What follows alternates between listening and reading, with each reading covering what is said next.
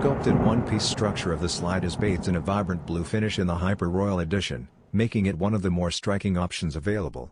Near the forefoot is a molded swoosh, which keeps branding subtle but noticeable. The top offers equal parts comfort and structure because it is made entirely of a single block of foam. A cushioned step is provided below by the curved footbed and the pronounced wave-patterned ReactX sole, while traction on a variety of surfaces is guaranteed by the gripping outsole.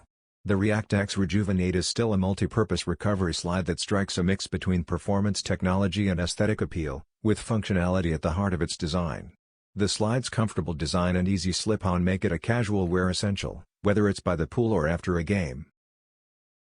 In the autumn of 2025, the Nike React X Rejuven8 Slide Hyper Royal should be available on Nike.com and a few other stores.